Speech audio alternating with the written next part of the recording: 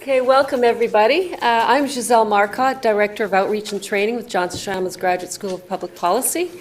Michael Atkinson hasn't arrived yet, so I'm going to fill in for him as we wait his arrival. And so welcome to our election panel today, Land of the Living Political Skies, perspective on the 2016 election that was held yesterday. And welcome to Saskatoon for joining us here. What we're going to do is we're going to hear from our four panelists, Danielle Bella, Jim Farney, Tom McIntosh, and Haijan Mu. And each are going to speak for about 7 minutes, and then we'll hold some Q's and A's.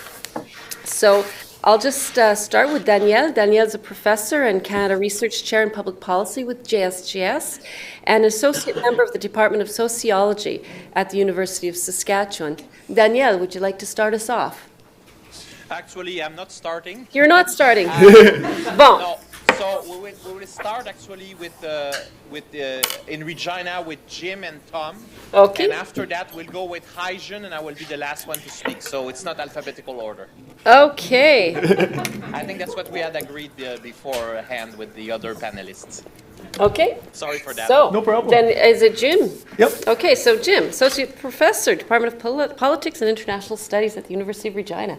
Go. So I love JSGS because I've never anywhere else been introduced and said you have exactly 7 minutes. Not 10, not 15, we'll do 7. And the division we decided to split up was I would talk about kind of the Sask party and the conservative side of things, which is a big side of things this morning. Tom's got the NDP, and then the Saskatoon folks have some more policy-oriented federalism stuff since, hey, we're a public policy school. In terms of the horse race in the Saskatchewan party, it really was fundamentally not that interesting, right? They actually managed to pick up more support as the campaign went on.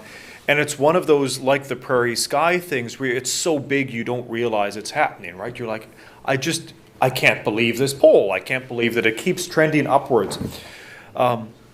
Since we're doing the first draft of history this morning, though, it was a fundamentally interesting election for a couple of reasons.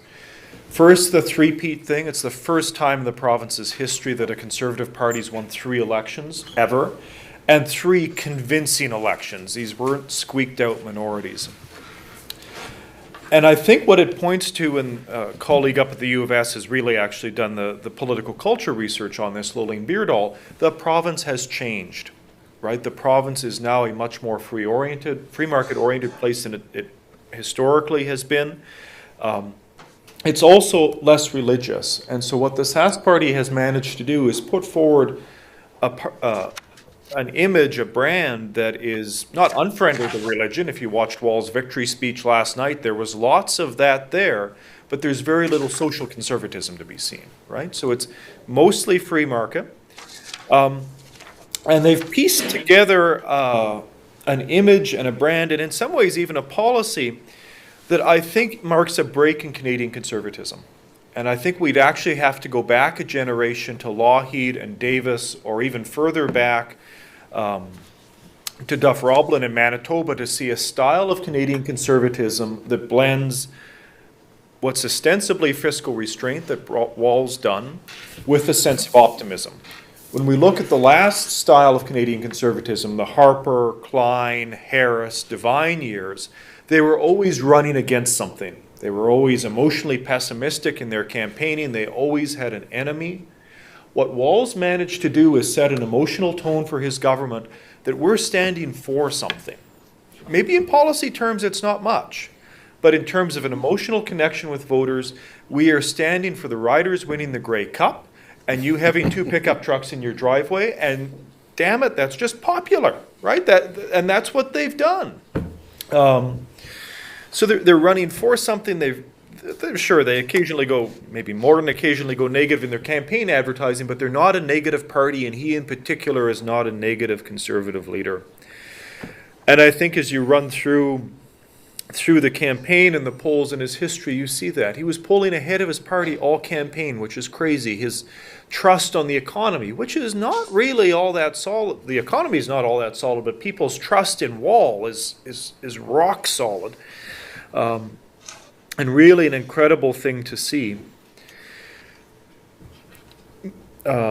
In terms of the party itself, you did see, I think, a little bit of renewal this election for them. You did see some new folks win in urban ridings. It's important. And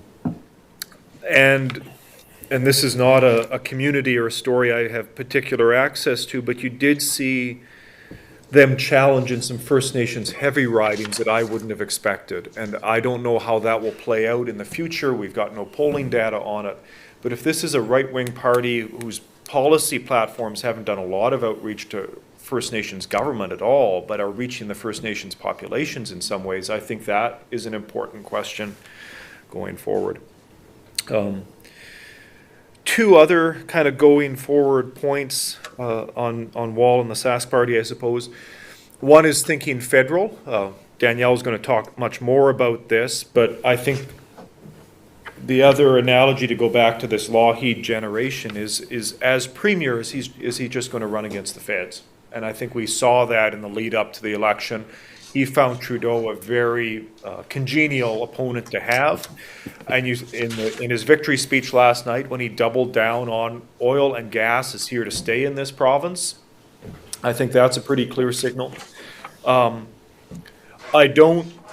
I believe him when he says he's not going to go federal unless something absolutely ridiculous happens in the federal race. But I do think his style will be a very important example for Conservative activists when they meet next spring to think about. Final point on the Sask Party, they're going to have to pivot like crazy whenever they bring the budget down. And I think this will be a real test of this optimism plus moving forward thing that they've got. They're going to have to deliver, I think, bad news. I think they've built that room into their messaging over the last year and a half in what, from a communications perspective, has been a very clever way. They've built in, we're moving forward, but times are hard, and they've done the balance for that really well. Some of their campaign promises on their own numbers we won't see until sometime in the early 2020s. And so I think they will be able to move, but it's going to be a very interesting dance to watch.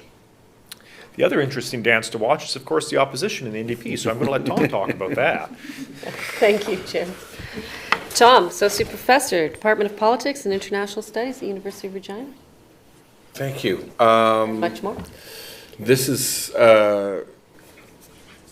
it's interesting because I've been asked to talk about the NDP and the NDP's campaign. It was oddly prophetic last night that prior to the election results, CBC showed the conclusion to "and then there were none," which seemed to me to not set the right tone for the rest of the evening as far as the NDP were concerned. There's nothing the NDP could have done to win the election. Nobody went into this thinking they were going to win, but they needed to demonstrate that they'd learned from 2011, that they'd turned themselves around. They weren't a government in waiting, but they actually had to demonstrate that they were going to be an opposition in waiting, that they were going to be a strong, solid opposition, and I don't think they did, right? They've got now a smaller proportion of the seats in the House than they had 36 hours ago. They ran what can only be called, I think, a horrible campaign. They did not present any kind of real alternative vision, in my mind, or give you a clear case for why either you should vote for them or why we should vote for to have a stronger opposition or an alternative vision that you could hang on to.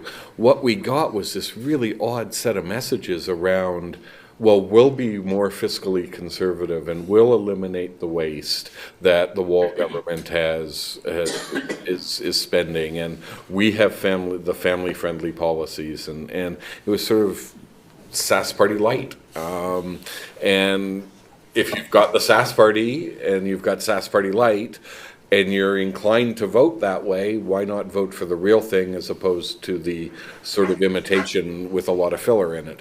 The real thing is generally better, and I think Jim's right. The real thing came with this rather optimistic, dare I say, sunny ways outlook. So may have the clash of the sunny ways coming up. And in addition to that, they were, and this shows, again, I think maybe speaking again to the kind of work that Lolene does at U of S, how the province has changed, because they were very badly organized and unfocused. And that's not the NDP in Saskatchewan.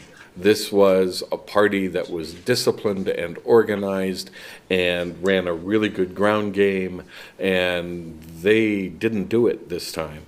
They continually got pushed off message throughout the campaign. Having watched the 78-day federal election campaign and seen the number of people who fell victim to, gee, I shouldn't have sent that tweet after 4 beers syndrome, you would have thought the first thing you do as a political party is vet thoroughly everybody's social media. It's 2016, and this is just what we do in politics now. Either they didn't, or whoever did it very, very badly. And if they said if all they did was say to the candidates, is there anything on your Twitter account you should worry about? Oh, no, nothing, right? And took them at their word, well, then again, serious lesson learned about this. And yet there was a real failure to create a persistent or a consistent alternative vision of the province. Doesn't necessarily have to be a massively more left-wing vision of the province, but even a different vision of Mr. Wall. And they couldn't do it. There were issues. There are always issues, right? There were healthcare, seniors, wasting the boom. They tried scattershot at all of them, but nothing was a sustained set of issues. For me, I think one of the biggest things, and this is, I still can't figure out how this never caught on. The Wall government announced in the fall that there would not be a budget, and nobody paid any attention to it. Jim and I would tweet about it occasionally. We would try to bring it up to the media occasionally. Nobody seemed to pay any attention to this idea, or to think that this was at all odd.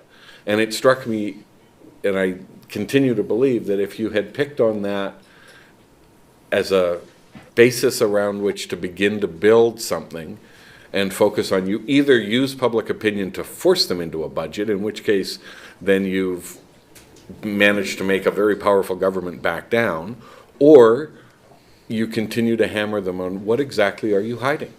Why isn't there a budget? And they tried it, but they started in February. Well, by February, it was quite legitimate for the government to say it's too late for a budget.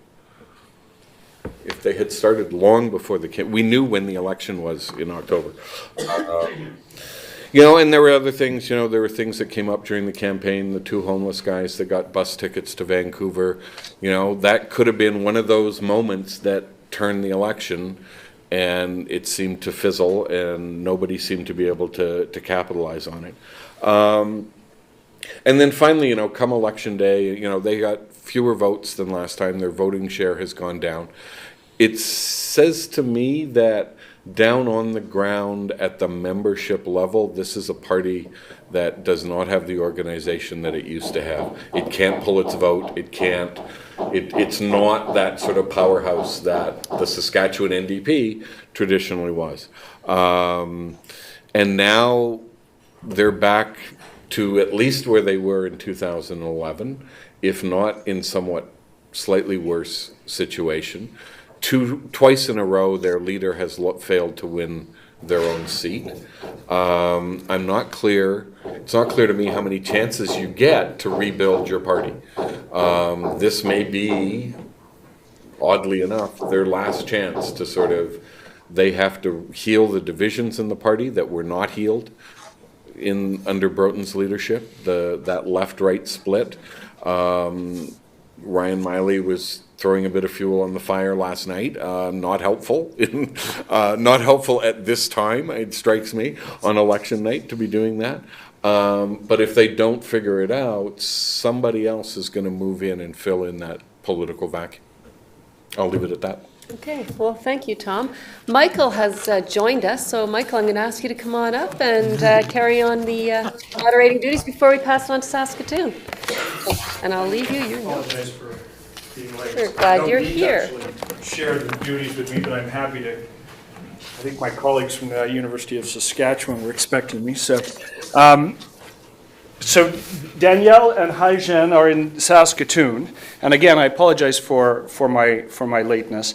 Are we going to start with you, Danielle? Hi, Well, we're going to start with Haijen. So Haijen is a associate professor at Johnson Shayama Graduate School of Public Policy. She's at the University of Saskatchewan campus. Her primary areas of interest are in health policy and fiscal policy.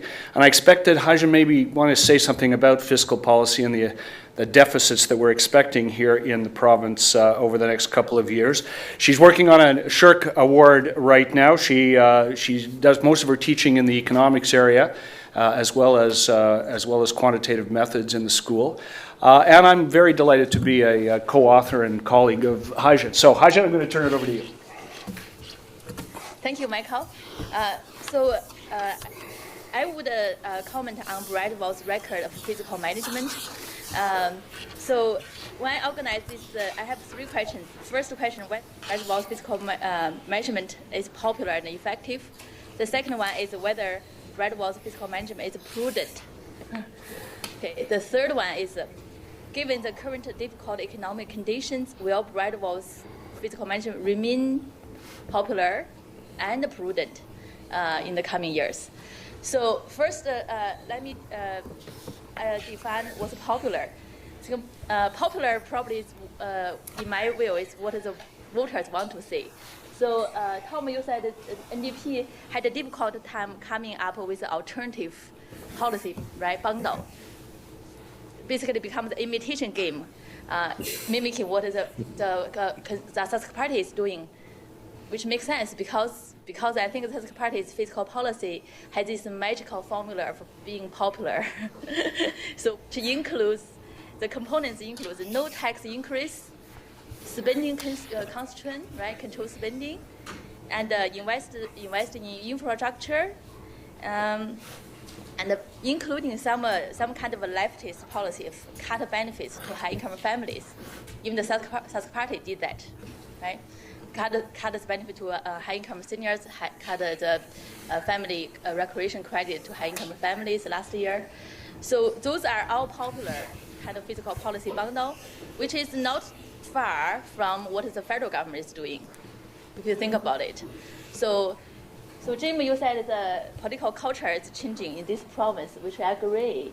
So I think the party has implemented a very popular policy package. However, before we judge whether this policy is a good policy, the most important factor to look at when evaluating the fiscal management record for the any party or any government in Saskatchewan is you have to look at one figure, which you cannot see clearly, but this is the commodity price index. You shared me with a very good article about the U.S. president, right?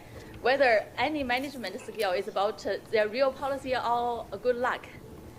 So to judge Saskatchewan Party's fiscal management, look at this commodity price index after 2007, it's a booming years until 2015 when oil price dropped.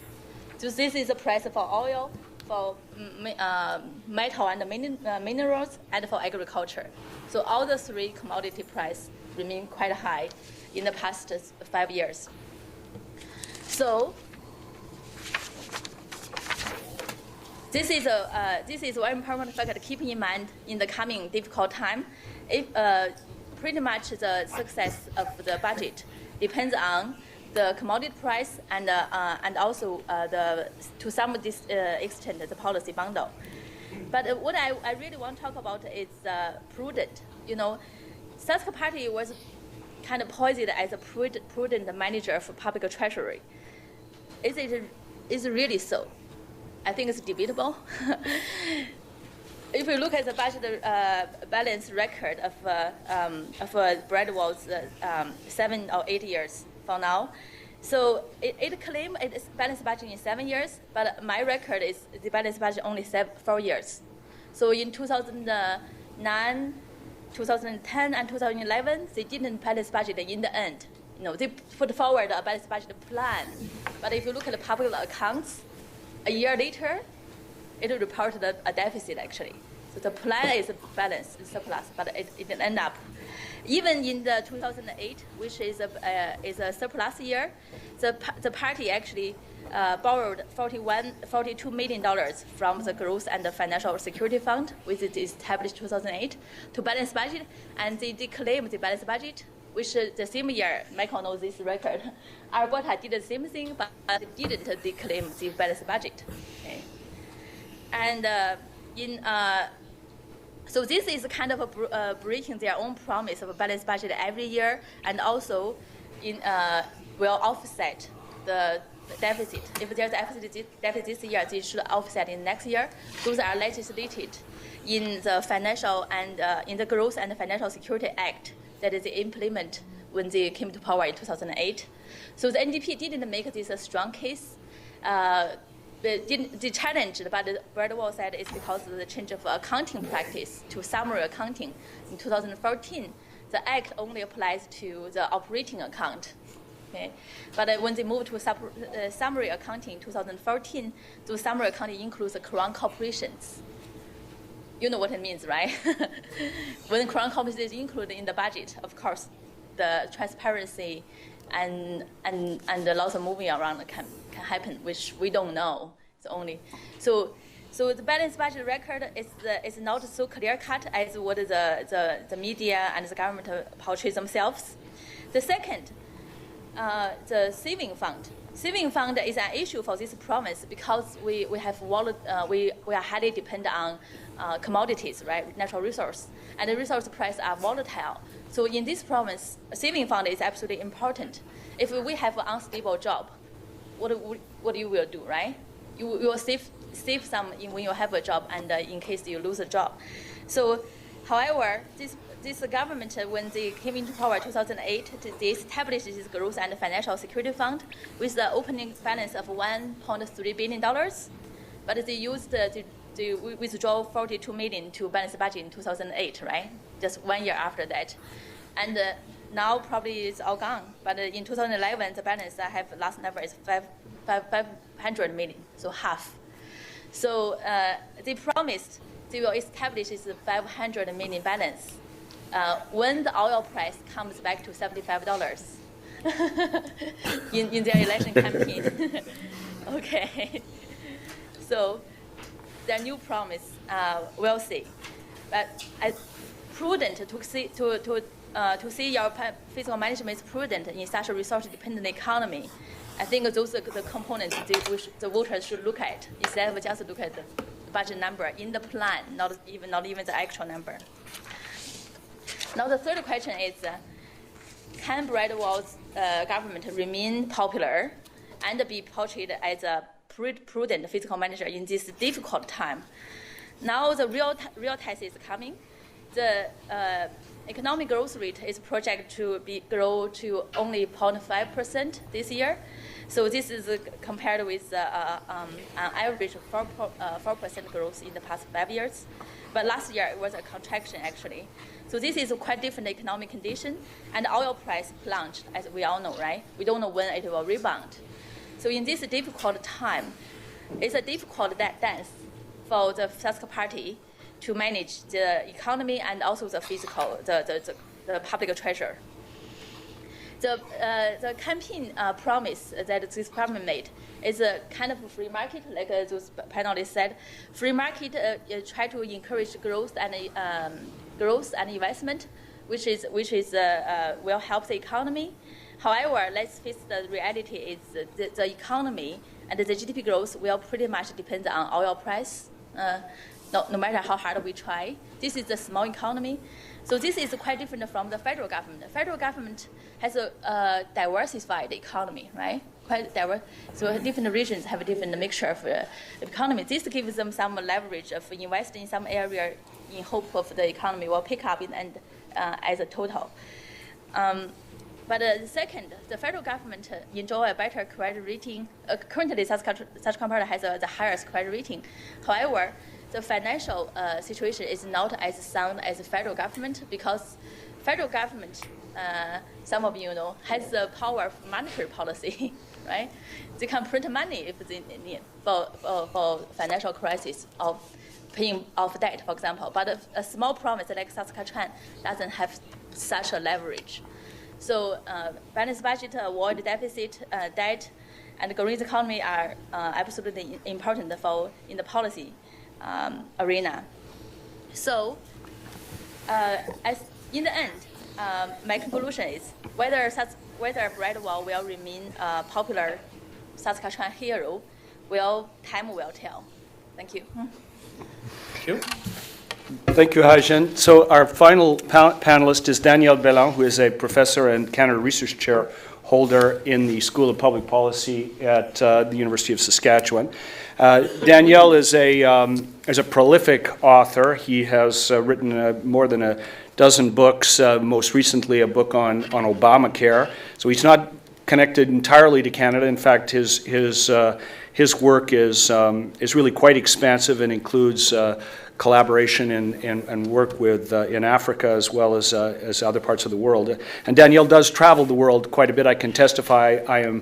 I share an office. I don't share an office, but my office is adjacent to his, and I'm often asking him where he's coming from and where he's going to. And among other things, he's been to the University of Chicago, Harvard, George Washington University, University of Helsinki, and recently the University of Southern Denmark. He goes to Washington a lot. So he's a man on the move. We're really fortunate to have him in the School of Public Policy. He's an expert on pensions, but I don't think he's going to talk to us about pensions today. But so prove me wrong, Danielle. Over to you. Well, I might. I want to talk about the role of Saskatchewan within this country, within the federal system, intergovernmental relations, the relationship between the Wall government and the Trudeau government, and also the relationship between Saskatchewan and the other 9 provinces. When Wall goes on the intergovernmental arena, he's not afraid of controversy. And we saw that in the past. And actually, within the Canadian federal system, it's actually something quite common for premiers to actually use sometimes quite heated rhetoric to challenge either the federal government or other provinces, especially the federal government. Sometimes they gang together, they had to oppose the federal government. Sometimes they will attack the federal government one-on-one. We remember Danny Williams, Newfoundland Labrador, during the Paul Martin years when Paul Martin was a prime minister, and at the beginning of the Harper years. So it's not just about Saskatchewan or Brad Wall, but since he's been elected, Brad Wall has been challenging the federal government and has criticized other provinces. And the reaction to that was not always positive elsewhere around the country, obviously. So we all remember what happened, of course, in October 2010, when Wall challenged the Harper government, which is an ally from an ideological standpoint, challenged the Harper government regarding the potential takeover of Potash Corp by BHP Billiton. And in the end, the federal government said no to the sale and the takeover, and that just helped boost Wall's popularity. So that's, of course, something that people remember, but in most recent months and years, Wall has made a number of very controversial public statements about fiscal federalism, equalization policy, pipeline projects, and broader environmental issues, and trade-offs between economic development and environmental policy. And these statements have antagonized other provinces, key interest groups, and also the new federal government, the Trudeau government. So the truth of the matter, if you look at the map in Canada, at the provinces and the different colors, you see that Wall's been increasingly isolated on the intergovernmental scene. Even before we talk about the federal government, let's talk about the other provinces. Of course, what happened last May in Alberta was a big shock. And of course, the NDP took power there, and so Wall lost a strong ally in the conservative government, progressive conservative government of Alberta, and that was a big surprise.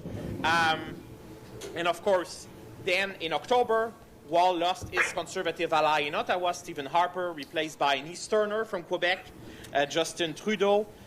6 weeks later, the Liberals booted the progressive conservatives out of power in Newfoundland and Labrador. And right now, the Liberals are in power in 7 provinces and the NDP in 2 provinces. So if you look at the map, although, of course, British Columbia, it's the Liberal Party, but in fact, it's quite conservative in its approach. It's really a right-wing government. But still, they're quite isolated. Now, there is some hope. There is some hope for the Sask Party because there's an election in Manitoba on April 19th. And if you look at the polls, the progressive Conservatives are very, very likely to win. But Manitoba, just like Saskatchewan, is a very small province. Okay? In terms of population, we talk about, I think there are 1.2 million, we are 1.1 million inhabitants. We don't have that much demographic electoral weight in this country, and that's very important. So even if, and another thing too that's important to understand is that the economic interest of Manitoba, or in some issues like even natural resources, are not the same as Saskatchewan. Manitoba relies a lot on hydropower and not so much, of course, on natural gas and oil like we do. Also, that's important to understand that Manitoba is a recipient of equalization payments, and they will, for the foreseeable future, receive equalization payments. And regardless if the government in Winnipeg is conservative or liberal or NDP, they will not, of course, oppose the federal equalization program or criticize it like the Sask Party has done, like Brad Wall has done. So still, the election in Manitoba might generate some hope for Brad Wall. At the same time, I'm not sure that Brad Wall dislikes being in that position because he's been really a forceful voice for the energy industry, for the energy sector, a forceful voice for conservative ideas in Canada. I listened to someone yesterday, I think on Global, said, oh, he's in a way becoming some form of opposition leader against the Trudeau government, but based in a province. So in a way, an ally of the Conservative Party in Ottawa. But certainly advancing the interest of the province in an aggressive manner is not something that's unusual in Canada. But I think there is a danger of overreaching here and going too far. There are a lot of issues that Brad Wall needs to deal with. We'll have to collaborate or deal with the federal government, but also with the provinces. You cannot just challenge Ottawa on your own with a province of 1.1 million inhabitants, facing the very popular, for the time being, Trudeau government, and you need to forge alliances with other provinces. And right now, as I said, the map is not that favorable. When you have, for example, Ontario and Quebec, which are both Liberal, and Alberta, which is, of course, NDP. So I think that there is a danger here that Brad Wall, some of his declarations might go so far. It might be good politics internally here in Saskatchewan when you defend pipeline projects and so forth. But if you adopt a very rigid position on environmental policy and carbon taxation or carbon pricing, if you adopt a very rigid attitude in some of these areas, then it might be harder to forge consensus or alliances with other premiers on issues like healthcare funding, which is an issue that will come back on the agenda. On the Canada pension plan, Michael wanted me to talk about pensions. Well, it's still an issue on the agenda, and here Wall is part of the minority of premiers who oppose an expansion of the Canada pension plan. So you have to be careful what you're asking for here. And so going on the offensive and criticizing the Trudeau government and other provinces like Quebec in a bold way and alienating the NDP government just next door in Alberta or maybe people in BC or environmentalists across the country is not necessarily the best strategy from a purely policy standpoint if you want to reach deals with other provinces, other premiers, and sometimes also work with the federal government. What Wall said is reaction to the federal budget, saying that he wanted Ottawa to send the equalization money back to the province, which of course is not the way the system works. We are not entitled to equalization payments because our fiscal capacity is still above the national average. That's the way the system works. And so what Brad Wall said was construed outside the province as really being a bit silly by some people who actually know how equalization works. So I think Brad Wall has to be careful here. He's very popular in his province. And people like the fact that to have a premier who defends the perceived economic interest of the province. And he said that very clearly in his in his speech last night, he will defend the oil and the gas industry. He will defend the province and the economy of the province on the national scene and even the international scene. This is absolutely what a premier has to do in this country. But if you go too far, especially when you're such a small province, you can bark really loud, but you cannot bite that much, you know, unless you forge alliances with other premiers and when they don't necessarily share your ideological stance on a lot of issues, and when key constituencies in the country really dislike you, then it might be, of course, it might be a dicey situation. Now, the last thing I want to talk about, of course, is Brad Wall as a potential national leader. I think I very much agree with Jim that I don't think it's likely that Brad Wall will actually jump into the federal scene and run for the Conservative leadership. He had an interview with a Quebec journalist, a Radio-Canada francophone journalist. It was actually quite hard for this journalist to access Brad Wall because they didn't want to talk about, you know, show that Brad Wall might be interested in moving out of the province to run at the national level. But there was a sense in his interview that, you know, he denied the fact that he was interested in running at the federal level. And at the end he said, well, how could I, you know, become a national leader if I don't have any support from Quebec? And then he smiled a little bit. Okay, so it's kind of ambiguous. People have, of course, speaking about the fact that he's been learning French, supposedly, or not. And people outside the province are really looking at Brad Wall because he's such a popular premier. He remains the most popular premier in the country. And people outside of Saskatchewan, regardless if they are left-leaning or right-leaning or their political ideology, there is a sense that Brad Wall is someone you should actually try to, you know, look at and emulate in a way or another. But Brad Wall has said so many things, so many controversial things that it will be, and he comes from such a small province that it will be quite hard for him to win the Conservative leadership, and then even much harder to become Prime Minister. And, you know, we have John Courtney here, who's a great student of Canadian political history, who will tell you that in modern political history in Canada, since the late 19th century, no premier has ever become a Prime Minister. And some have tried. They became, as you know, even people from Saskatchewan, you could become, you know, leader of the opposition, but becoming Prime Minister is another thing. And Brad Wall certainly knows that. So people like to speculate about his future, but right now his future is in the province, and he will have to, I think, certainly be forceful when necessary, but at the same time, if you want to forge alliances with other premiers, diplomacy is also important, and Brad Wall knows that too. Thank you. Great. Thank you very much, Danielle Hagen. So we've had really a host of different perspectives, focus on the campaign and the culture in the province of Saskatchewan, and a focus on the future, the next 4 or 5 years, and perhaps a bit farther. So we're going to now turn it over to you, the audience, both here in Regina and in Saskatoon. And I think we'll start here in Regina. Do we have a mic, or do we need one? We just need to turn this around. These are so powerful. One facing us, and turn one around. Do you want to turn yours around, Jim? We'll synchronize. We didn't talk about this before. So, do we have a question here from from Saskatchewan? Go ahead. Hi.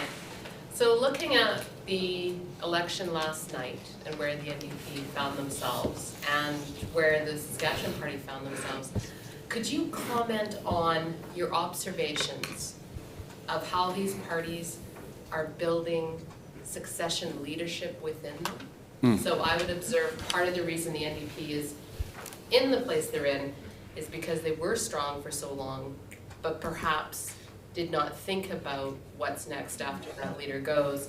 Likewise, the conversation about Brad Wall being so strong, he's not going to live for 100 years. So can we just talk about that? Sure. It's probably true that both parties have a succession issue. It's an immediate concern for the NDP. It's a concern in 3.5, 4 years, maybe, for the Sask Party, because does Mr. Wall want a 4th term? Not many stay for 4. And so who succeeds Mr. Wall is a big question, because there's no obvious candidate out there. The NDP has an issue of a very tight and, if not bitter, then somewhat divisive leadership campaign last time that brought Mr. Brook in by a very slim amount over Ryan Miley. Those divisions, it struck me, were never healed. And there may be something to it. Yes, this was a party that was rolling along and they were just doing really well. And, you know, after Mr. Calvert left, they really didn't have a plan then for succession, and they still don't have a plan. It's a crucial issue for the NDP. The obvious candidate probably inside the caucus is Trent Witherspoon, Regina MLA. Maybe somebody outside the caucus who can spend their time building the grassroots of the party and let the caucus do what the caucus can do. That might be a strategy as well.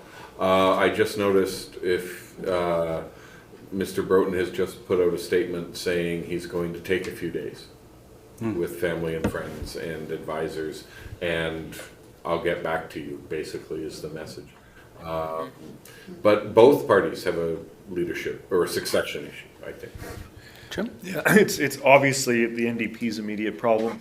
The Sask Party knows it's an issue for them. They've done some planning at fairly senior levels for what happens if Wall was to leave. But I think for them, it's actually a broader question than just Wall. Wall is the important one, but it's also a question. His inner staff, which are quite powerful, have been consistent and there from the beginning. Caucus has shifted over a little bit in the last year. I mean, we pay attention to the 4 founding Liberals who've retired. I think in some ways that wing of the party was probably a bit renewed last night as they picked up new people in urban seats. So I think there is an interesting kind of inside baseball story about how are they doing succession, not just around Wall, but around kind of broader organizational renewal. One of the challenges, I think, to talking about that is they are a party that's very disciplined. And so they either I'm terribly connected or they just don't leak that much, right? There's not a lot of, hey, there was this bit of infighting. You just don't hear it. But I do know that they have been working quite hard to get at that problem. They don't want to be, well, they don't want to be the Romano NDP, right? They don't want to have a generation that's just missed. Yeah. Just one thing I want to add, so talking about leadership, but this time maybe the federal NDP leadership. What does it mean for Thomas Mulcair, who's going to have very, very soon a leadership review? The NDP did very poorly here this election, and the NDP will lose in Manitoba, which is, I think, predictable because they have been in power for so long. But still, this is, I don't know how people, NDP at the federal level will understand this, but this may have an impact on the way people think about the future of the NDP and whether there is a change of course is needed or not. I'm not sure if it will have a significant impact, but it's certainly something that we can take into account as well. Yeah, well, running to the right of left-wing parties is or emulating the center-right party in Saskatchewan is also, doesn't look like it's a real winning strategy long-term. If it's a centrist strategy that they want, it's got to be a unique vision of a centrist strategy. Yeah. It's either that or they tack left and do a Bernie Sanders and see if you can sell that. See if you can do that. And get that millennium, Bernie Sanders, who would have thought, 6 months ago that we'd be watching this.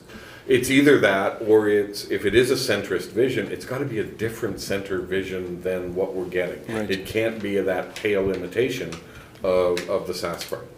Let's take a question from Saskatchewan, from the University of Saskatchewan. Danielle Bella, can you pick someone? I'm sure someone there has got a Pick question. someone.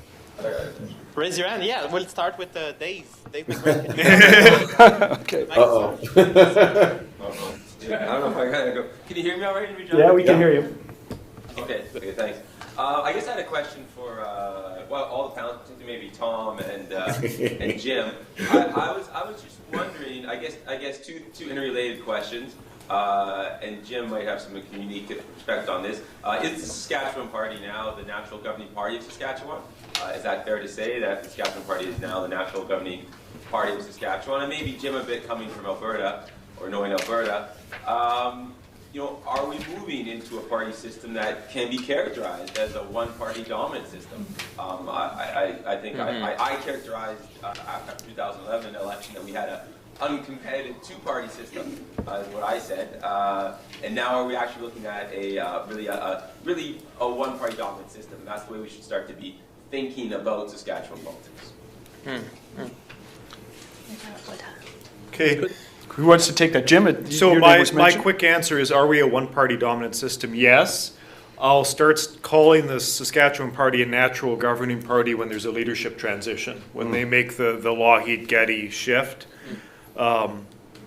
So last night I was thinking, and this goes back to Dave's work, it's time to dust off Pinard's hypothesis about what happens to opposition parties in one-party dominant systems, right? There's this pattern that if you're the opposition party and you never win, eventually somebody comes in from the outside, like the NDP did in Alberta, that no one would have ever predicted.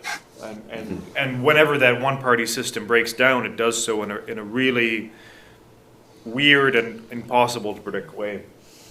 One thing is, I think, Lougheed-Getty is the transition they need to make. They don't want it to be a Getty. Getty is actually the one who let the NDP get their first foot in the door in Alberta in that election in '86, I guess. So yeah, they do need to do that, but they just don't want it to be another Don Getty. Right. Do we have another question from the University of Saskatchewan? Dion? Yes, Dion. Yeah. I'm just wondering if anybody can talk about who the policy powerhouses are in both parties. Because right now it seems to me that there is a massive gaping hole in both parties in terms of anybody who really understands good policy. So I'm not as familiar with the people in both parties and their strengths and weaknesses, so I'd just like to know if anybody sees that. You want to go, Jim, with that? I don't know, but I want to riff off kind of Haijing's points about fiscal policy.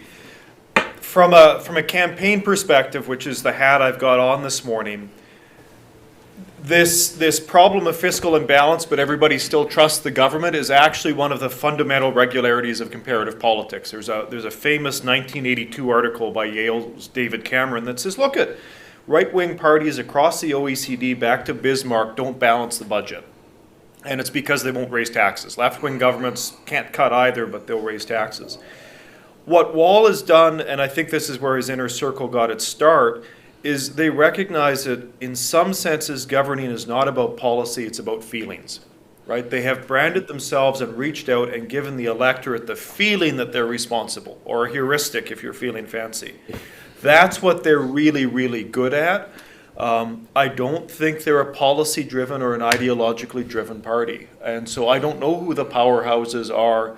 And I don't have obviously everything runs through the Premier's office, but I don't get the sense that it's because it's a policy shop.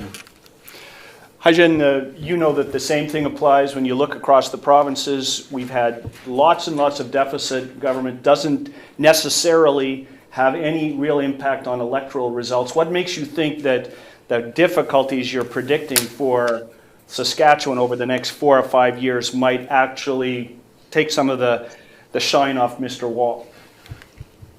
Exactly. Actually, Michael and I are working on a group of projects about evaluating what's good fiscal management, which I actually wanted to hear from the audience what's good fiscal management.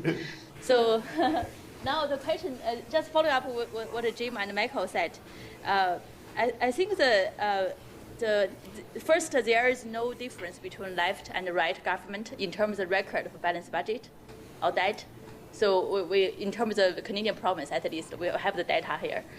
Second, the feeling argument of Jim is interesting. So now Brad Wall said we will incur deficit for the last fiscal year and deficit in the coming year. This is the perfect timing to do that.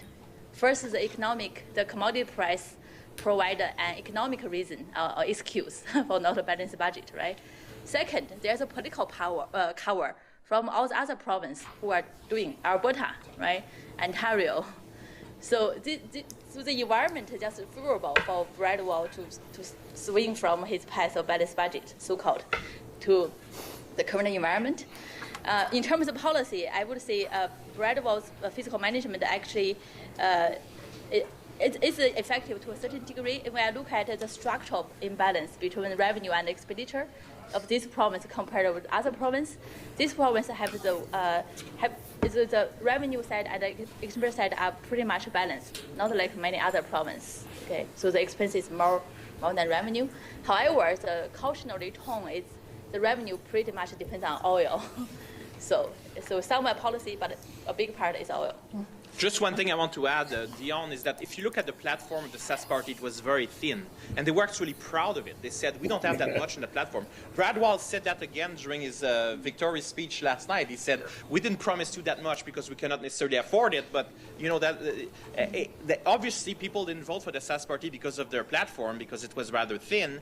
They voted, yeah, I think there's the idea of the feeling, trust, and it's really about Brad Wall. I mean, that's why, to go back to what David asked, the test would be when Brad Wall leaves. What will happen with the SAS party? Right now, I will not say it's a one-man show, but it's really centered around the personality, the image of Brad Wall. And I think the campaign was also about that, about him, and about trust me and trust us. And there was relatively little policy content. So saying policy powerhouse and SAS party in the same sentence in the context of this campaign really doesn't really work. Great, thank you. So let's have another question here from Regina. Go ahead. What do you see as the role of the provincial Liberals in all of this? Like we talked about a unique vision. Is this a chance for them to kind of blossom, or? Gentlemen? Well, it's interesting that there were people commenting on social media last night about, wow, the Liberal vote, you know, it went up to 4%. And wasn't this, you know, and that was a huge increase from last time, which to my mind is strictly a function of the fact that they ran a full slate of candidates, so people actually had an opportunity to vote Liberal this time. Lots of people didn't have that choice in 2011, so the vote had to go up, and probably had to go up substantially.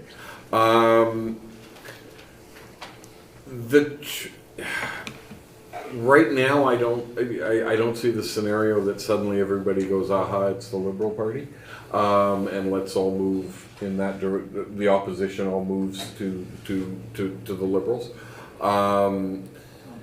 If anything, I think it's probably more likely that it's something we don't see yet, in the same way that when the Divine Conservatives collapsed, it wasn't the Liberal Party that became the opposition. It was something new in the SAS party that became the opposition. So, yeah, you know, there were a lot of people in the Liberal Party that I sort of ran into that were hoping for a Justin bump in this election and the like, but I don't think it happened in to any great degree. So again, you're talking about a party that may be in an even worse state, actually, than the NDP are right now. And this is how many elections in a row without a seat in the ledge, right? At least 3. I don't know that that's going to be suddenly the vehicle. I mean, this is where you name check David Smith and say, as long as we're still a prairie province with a resource industry, the Liberals are not going to do well. I think what people defaulted to is they just didn't vote, right? The early numbers I saw was 54%-ish turnout, which was about the same as last time. In terms of the minor parties, the one I was surprised with in terms of how well they ran their campaign were the PCs, right? They stuck to messaging. I mean, they didn't show up in the polling numbers, but they stuck to messaging that really hammered the issues that their rural base cared about. Were they going to get any traction? Not really, but they ran a pretty decent campaign. They also had lots of money behind them. That always helps. Yeah. Another question here from Regina? I have one question. Sure. Yeah, Tom, please, you drew our attention that Wall said in last year that there's not going to be a budget, right? And then the NDP, they base most of their campaign messages on the budget, right? So, as there's not going to be budget for this year, how is the SAS party going to run their economy. Well, there will be a budget, it's just, it'll happen in the next 6 weeks. What I think the NDP should have been doing, and my point was, to demand a budget before the election. That traditionally our budgets are February, March, there should have been a budget in February and March, regardless of the fact that there was going to, the excuse the government had was, we don't have time to do a budget because we're not having a session, because the campaign is coming, so we'll put it off until after. There will be a budget, but I think the point the NDP should have been making much sooner and much more loudly, and trying to get the public to understand the importance of it, is we're in the middle of an economic downturn, or the beginning of an economic downturn. The public has a right to know the state of the province's finances before they go to the polls. That, to me, is a relatively simple message to get out. That's not a complicated line that, before I vote, I want to know how much money is in the bank for the province. And yet, they managed to skirt around it, and it didn't seem, would it have changed a whole lot? Maybe not. Would it have maybe got the NDP 3 or 4 more seats in the cities? Maybe. And that is what they needed to show that they're moving forward, not backwards. So Danielle, did you think that there was something strange about the fact that they didn't press on the budget issue? That they just sort of let that go, and they seem to bounce around on a host of different topics, I'm talking about the NDP now, without really settling on a single message? Is that your impression of how this campaign unfolded? And why? Well, they did criticize. I mean, they did criticize Wall for not having a budget before the election. It's not something that they didn't mention, and I don't think you can build a campaign just about that.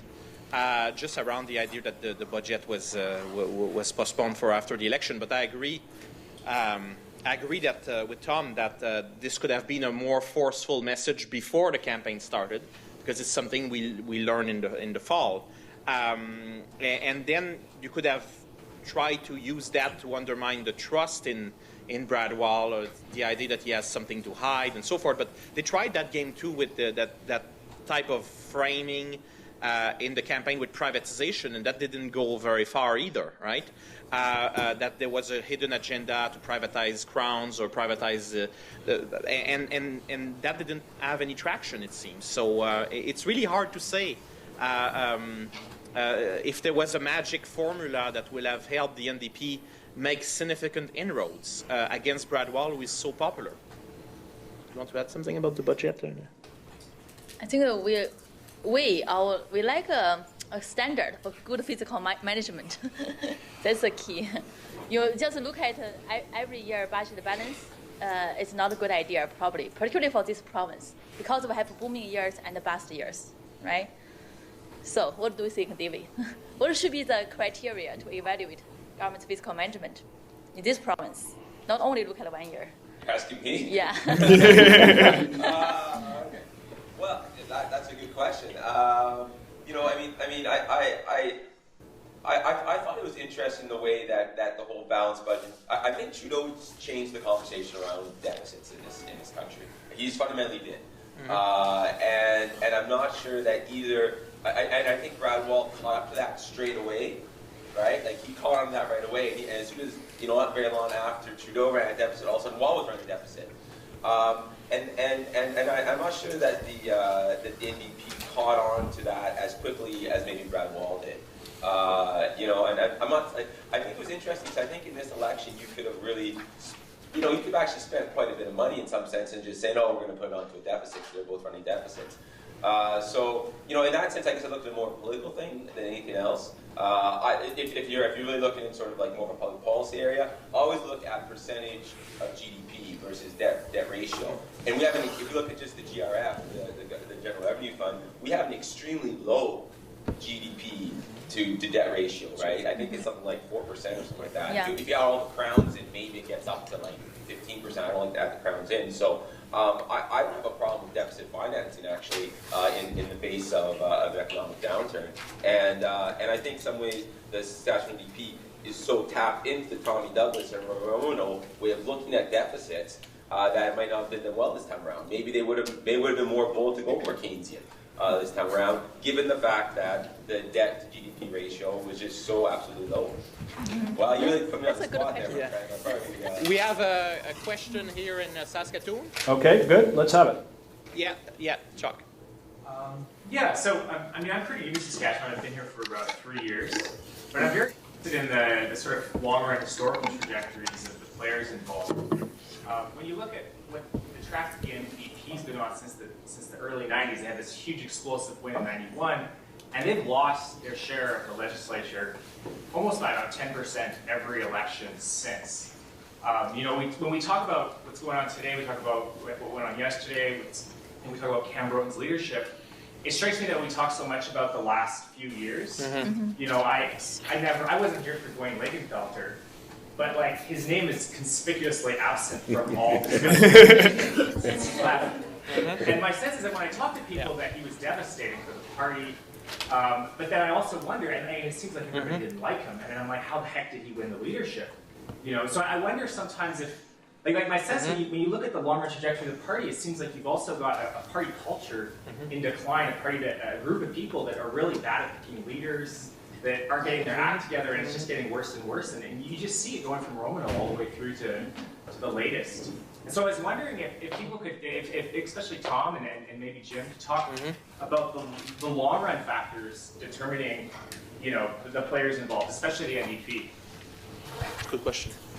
Yeah, and I think there is an element here in which the NDP are a party that has been slowly eroding. If you go back to when I arrived in Saskatchewan, which was in the immediate aftermath of the 99 election, we tend to forget that Mr. Romano won a minority government in that election and needed the 4 Liberals to prop up the government. It eventually morphed itself into this odd hybrid majority government as the Liberals got kicked out of their party and became New Democrats and all of that.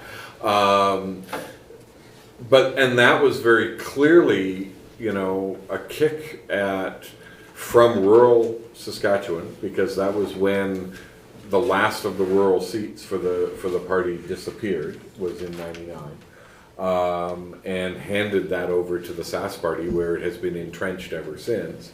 And, you know, at least since then, if not maybe even a bit before, the party has sort of slowly eroded, while still managing, at least for the Romano and then the Calvert years, to stay in office.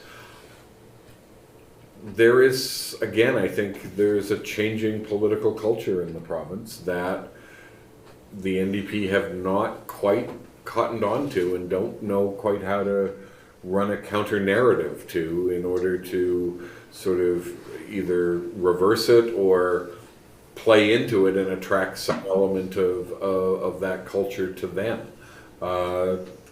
And, you know, I think the question's right. This is part of a longer erosion of support, and, you know, we can speculate about what happened in rural Saskatchewan. The popular thing is to say, well, it was the 50 hospitals that Mr. Romano closed and converted, and that lost them rural Saskatchewan. That's part of it, because that hurt rural Saskatchewan, and they're still mad about that in rural Saskatchewan. But rural Saskatchewan itself has changed. And so that old CCF base that the NDP relied on is gone. That's not rural Saskatchewan anymore. It's the novels of W.O. Mitchell, but it's not contemporary rural Saskatchewan anymore. And so the NDP is, again, there's a lot of really deep things that the party has to confront. It's not just about, well, Cam Broten was the wrong leader and Dwayne Lingenfelter was the wrong leader at the wrong time. They're deeper and more fundamental than that. Jim, do you want to? So, and most of my information on the NDP comes from watching Chuck and Dave's Facebook feed. So, but very unreliable sources. I think it's caught there's the deep value change, there's the population change, there's, if you want to talk about neoliberalism, you can too. As a party, it's stuck in this really terrible trap of this legacy of being a government party, right? So the Douglas and the Blakeney and even the Romano mythology that says these are the policies we stand for. But it's not that anymore. So it's been forced down onto a tiny base. It's lost the center. And from the outside, what it looks like is a party now made up of public sector union members, academics, and community activists. And it needs to figure how to grow out of that, because otherwise any half-competent conservative campaign in this environment is going to run against that all day long and win. And it's going to force divisions inside that party. And this seems to be part of the broader struggle of, I think, the federal NDP too, is how exactly does it do social democracy, if you want to use that word? And in some ways, just like the Conservatives did in the 90s, it almost needs to go through a period where it loses its own history, where it stops being the party of Douglas, or goes back and rereads agrarian socialism really carefully and goes, hey, 1944 was not what we keep telling ourselves it was. Yeah, interesting. Just so you know, the person who supplied a little bit of more than a bit of an answer to one of the questions from the panelists at the University of Saskatchewan was David McGrain, who is a faculty member in political studies at St. Thomas More College at the University of Saskatchewan, and is rumored to have some connections to the provincial NDP. So just to fill you in a little bit on this inside baseball commentary. So and another question from Saskatoon. Yes, we have a question just here. Yeah, I'm just feeling the conversation is very much about this southern part of Saskatchewan. Yes. Can I hear comments about the northern part of Saskatchewan in terms of the NDP maintains their stronghold in the Athabasca and the Cumberland riding? Interesting. You want to talk about that, Tom?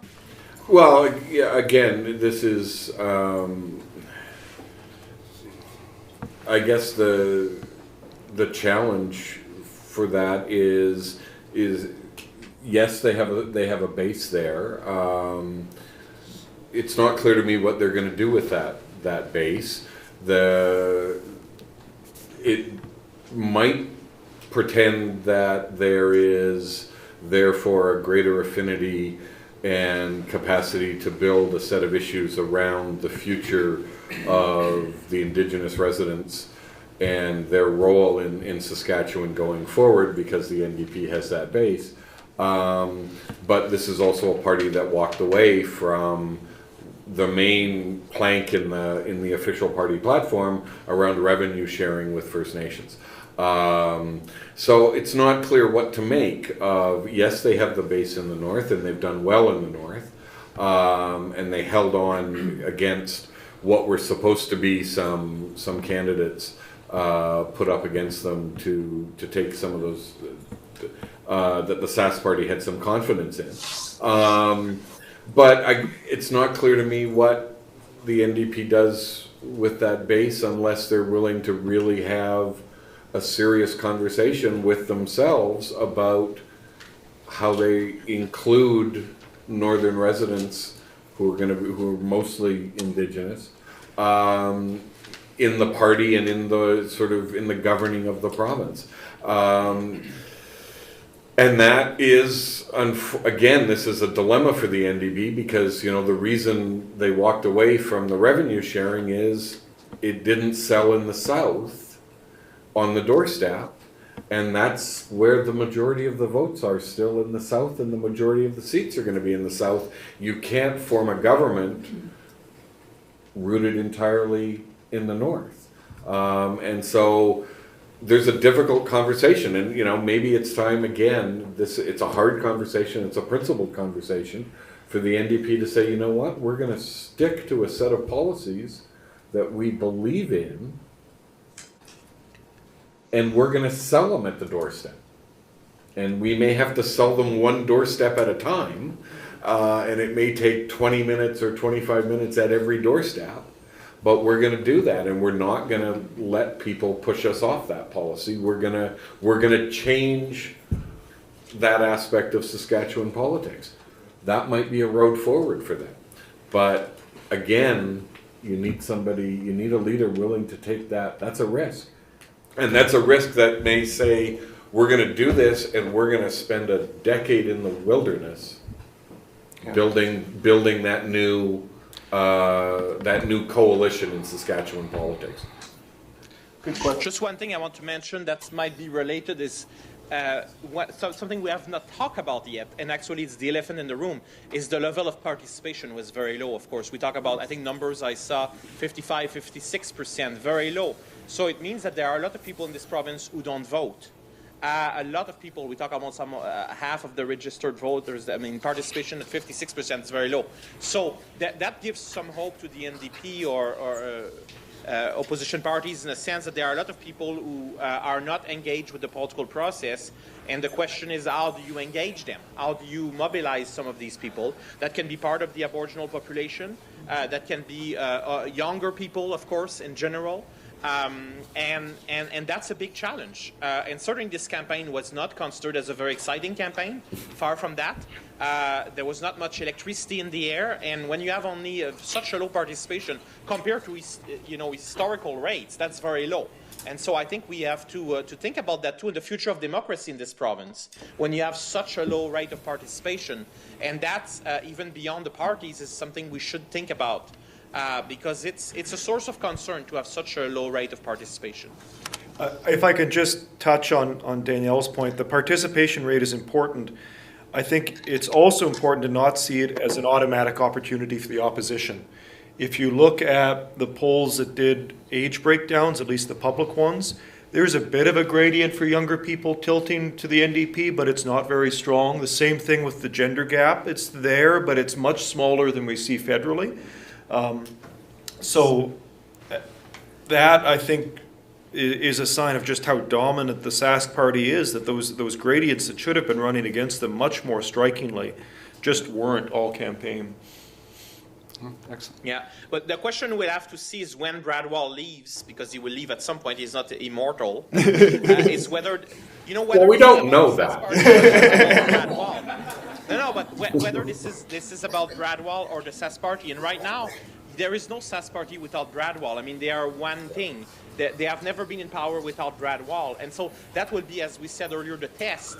And right now, is the Bradwell is the Bradwell? It's the Wall party in a way that's in power, and so I'm just curious to see how these numbers will change once Wall steps down. If it's in 4 years from now, 3 years from now, maybe later. But, at some point, the popularity will start to decline, too, if there are economic troubles or issues. But I have to say Bradwell is very resilient, and he has been one of the most popular, if not the most popular premier in the country since 2007. So he has a formula. There's something that works. And it's not just about the personality. I think he taps into something that's a different political culture and something that the NDP is still catching up with, I think. Other question here? Go ahead. We have another question? Yeah, here? we've got Okay. one. We've got one here. Danielle, hang on for a second. Okay. We'll come back to Saskatoon. Go ahead. Yes. I guess I find it a little concerning that there's such a low, for 56%, but also that if you go out and ask people, like I have friends and I'd say, they tell me who they vote for, and they say, I'm voting for for Saskatchewan party, and I say, why? And they say, well, because we like Brad Wall. You say, well, do you know who your in your riding is, like who are you going to be voting for? Well, I don't know, but it'll say Sask party beside it. So like you say, it is all Brad Wall. Yeah.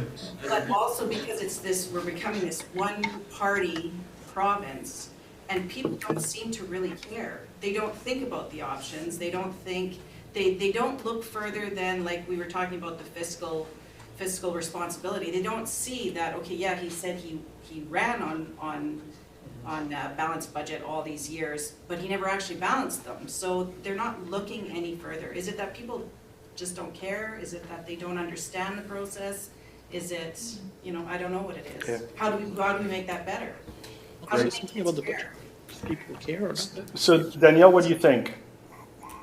Well, I wanted to put Hygiene on the spot about this because I'm wondering, but I can say a few things and then let her continue, because do voters actually care? And that's something that Jim mentioned earlier, whether the budget is actually balanced or not. I mean, it can become quite technical also, where the money is and the crowns and so forth.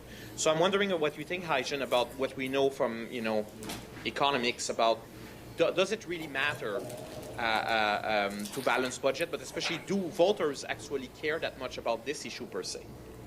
I would say yes, because Brad will actually balance the budget and put a balanced budget plan the first few years. Through that, he established that credibility. Think about it, if he didn't balance the budget in the first year in office, what would happen, right? I think the voters will know, will pay attention, will care at that moment. But now it's already established credibility. Now the oil price dropped that much in 2015. Okay. Plus the political cover, all the other provinces are doing.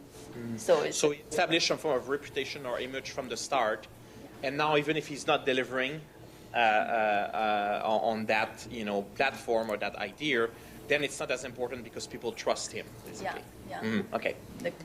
I can just comment for a second on your point, because along with Dave McGrain and Loline Berdal, and another colleague from the University of Ottawa, we did work on the 2011 election, post-election. We asked a lot of questions.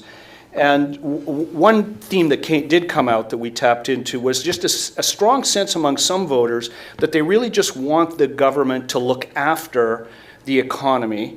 And they'd be happy if the economy was run by experts and as opposed to politicians. There's a sense that really this isn't that difficult.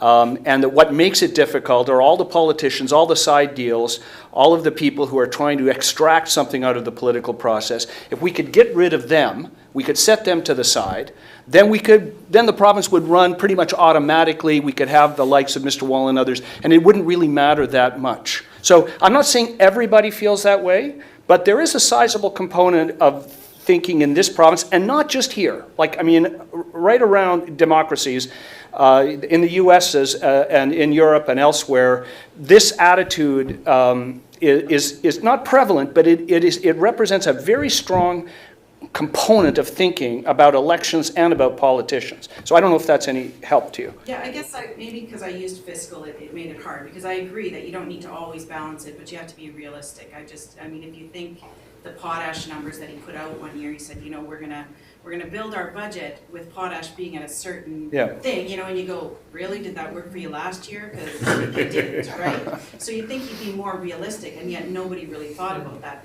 But it's just not fiscal either, though. If we look at social issues here in the province, we know where the problems are, and it seems to always continue to be a fight. Well, that's not our jurisdiction, that's the federal jurisdiction. Well, do we want to make our province better or not? And yet nobody seems to bring those up. It doesn't seem to be, like, if you look at this election, he said we're not making any promises because we can.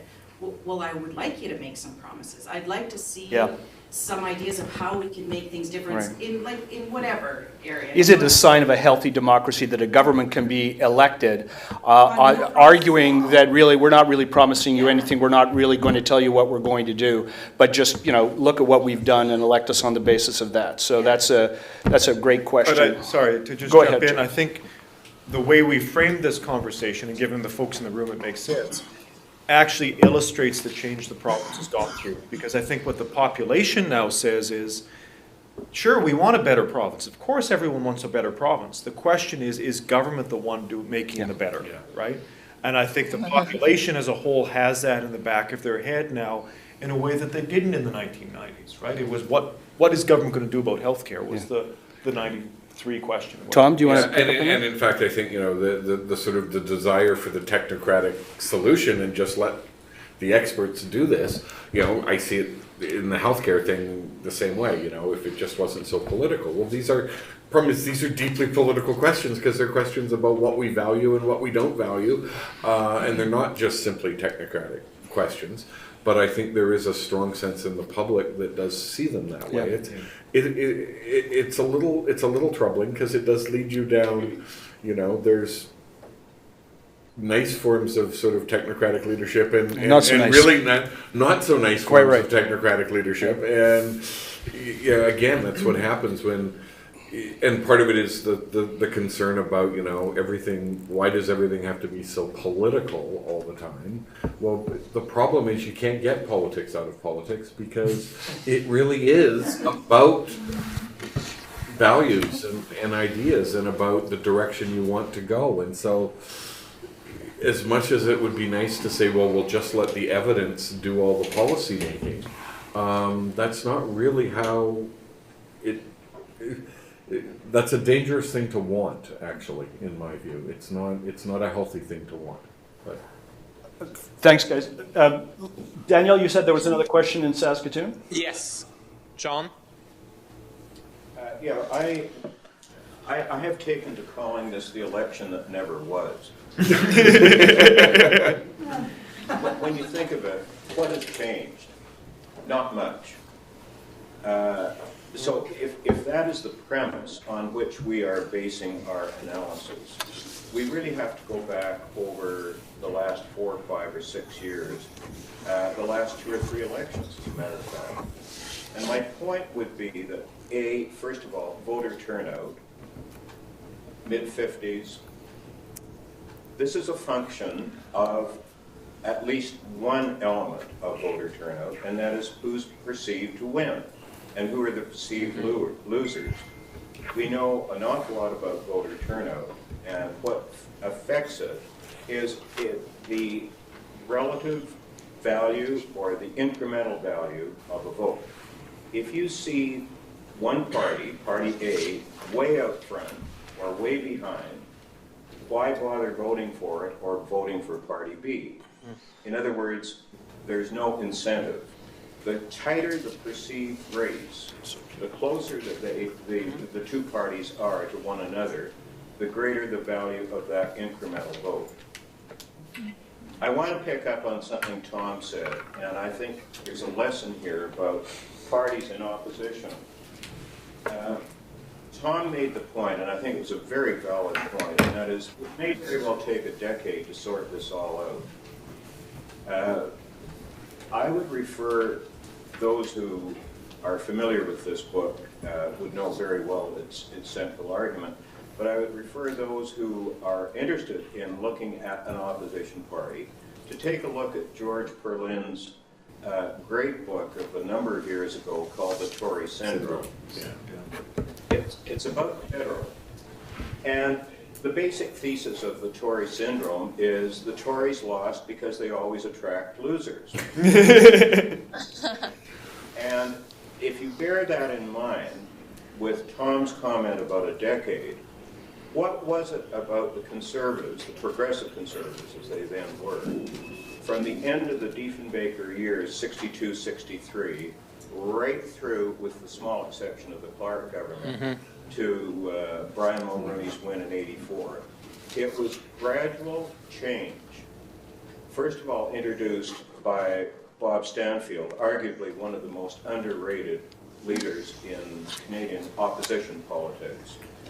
He brought the party into the mid-20th century, fundraising, organization, and it was then left to Clark and eventually Mulroney to start attracting candidates who were very much in their mold, centrists, blue Tories, and the opportunity was there, but it took 15 years, almost 20 years actually, come to think of it, for this to come to fruition. And that created then the foundation for the big Mulroney win of '84. So I would think absolutely right, Tom, a decade is needed.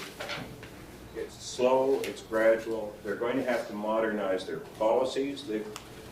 Tommy Douglas was premier of this province last in 1961. He died 30 years ago, and it's wonderful to honor his memory and the great heritage that he left to us. But as has been said, this is to paraphrase, because it's 2016. They ought to get with it. This is 2016, it's not 1960s. So you were listening to John Courtney, who's a professor emeritus at the University of Saskatchewan. Sorry, that's Thanks, a John. comment, not a- Do you have a question now, John? Sorry. No, I don't have a. Well, we have a question here in Regina, so go ahead. Hi, I guess I just wanted to, it's fairly clear that everyone thinks that the NDP, I guess, ran a campaign that was, for the most part, in lack of better words, unsuccessful and just kind of a blow up. But I guess I wanted to point to the urban ridings, and I guess after the election results are coming in, and I don't know the final tally of anything, but I was quite surprised at the number of areas that actually were within 100 and 200 votes. And I guess my question was, how close do you think the NDP were to actually flip-flopping a few of these? Now we're talking about they gained 4 seats, and is that 4 seats, like you said previously, the magic number where that's where they needed to gain and that's where they needed to show improvement? I guess when we're talking about the urban constituencies and maybe some of the newer ones and how close they were, and even just on Twitter, following at the end of the night where it's flip-flopping every single time, do you think that we're talking about the same things today, if there were, I guess, speaking in hypotheticals, those 4 or 5 or those close ridings that maybe are unspoken about in terms of how close they actually were? Yeah, and there's an element of that. You know, there were some races both in especially in Saskatoon and Regina. I'm not sure how close the Moose Jaw races ended up being. But you know, they had a shot at Moose Jaw. They were leading in one of the Moose Jaw ridings at one point. You're right that, you know, maybe things are not maybe quite as dire as but at the same time, you only have to win by 1 vote, and you know, with certain exceptions, once it's, you know, you get an idea of this is an NDP riding. Or this is a Sask party riding, and you can come within 200 votes every time, but if you're still always 200 votes short, you're 200 votes short and you don't get the seat.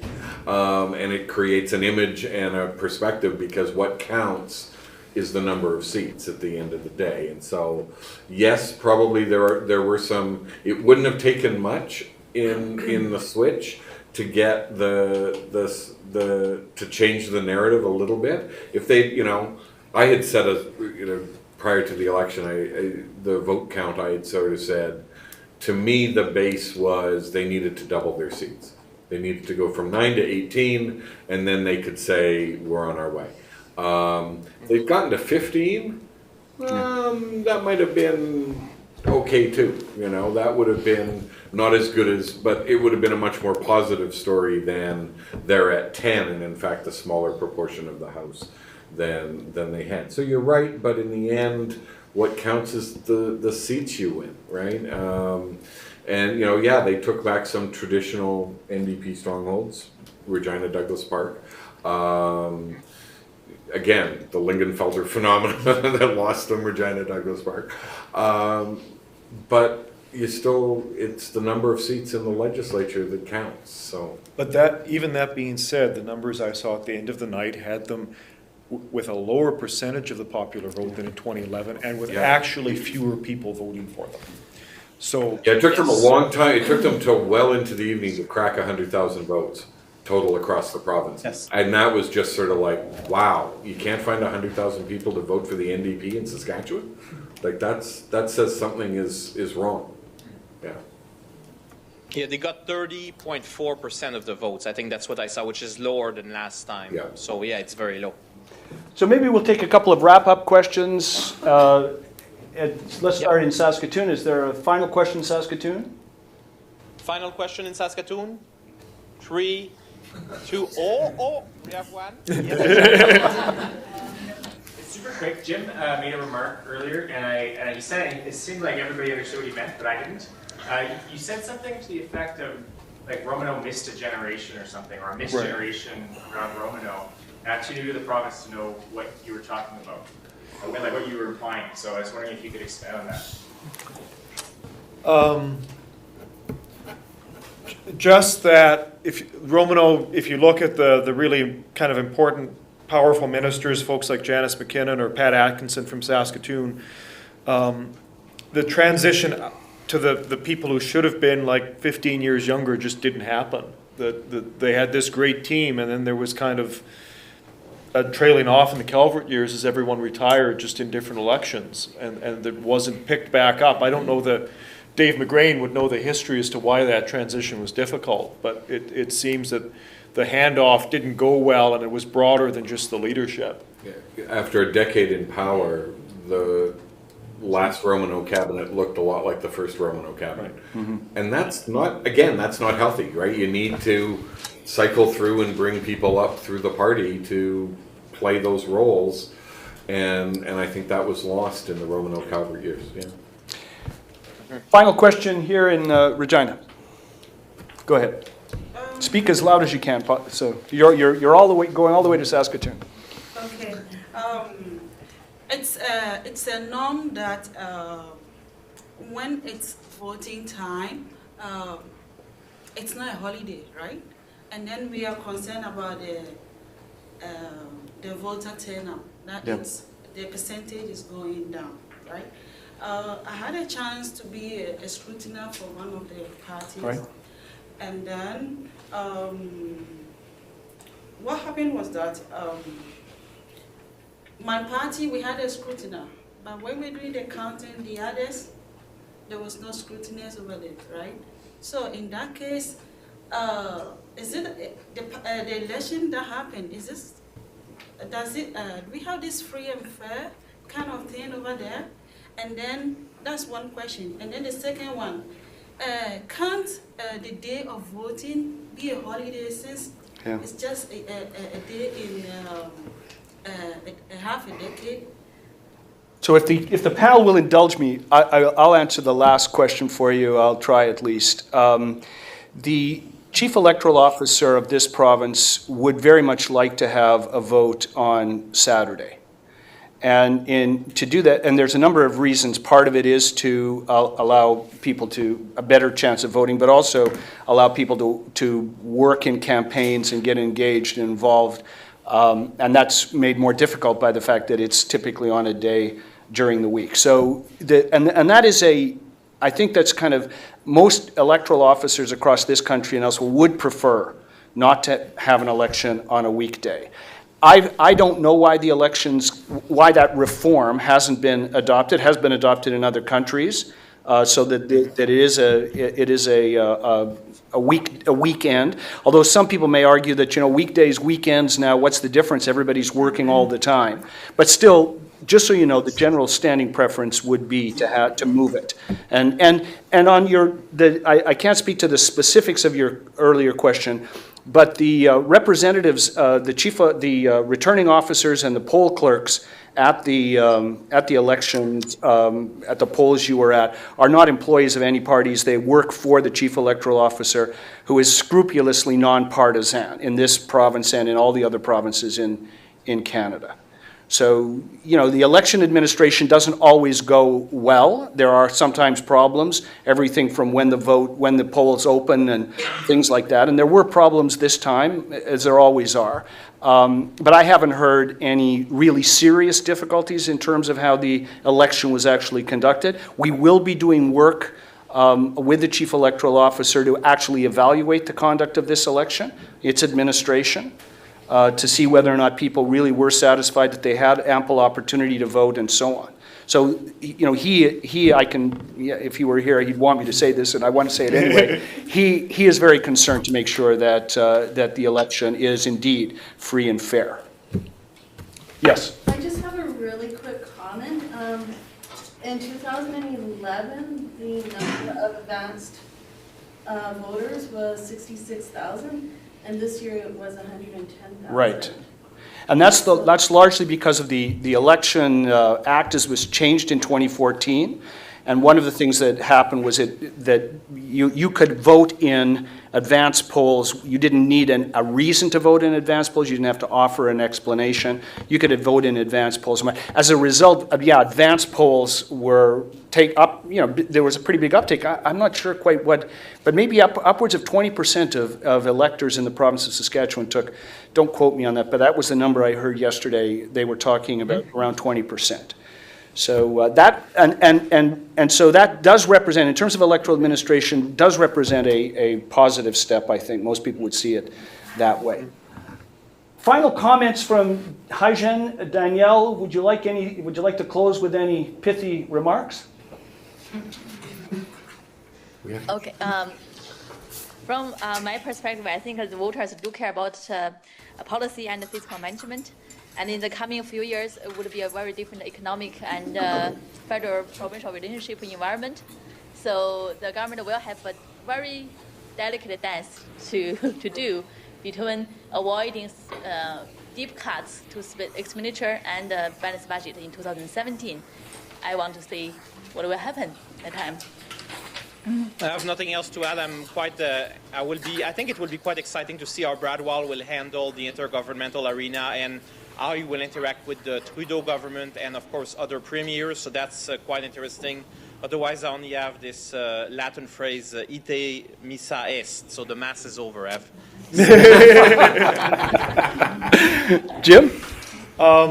Just that I guess I'm going to agree with John Courtney up in Saskatoon, nothing really happened, and so it's kind of a sad thing to tell reporters phoning from outside the province looking for election stories. Well, really what you need to do is come and cover the budget. That's when you need to make the trip to Regina. You're right. Yeah, I think this is the interesting thing out of this election. In fact, I think what we've set up is that Mr. Wall's legacy as a premier, yes, he'll wind up being one of the longest serving premiers, but what that legacy is actually going to be decided in this term, not in the two terms, because this is going to be the hard term. This is going to be the term with hard choices in it, and I think this is what shapes his legacy going forward. Great comments, everyone. Great questions as well. From here in Regina to you in Saskatoon, thanks very much for your participation. Let's give our panelists a hand.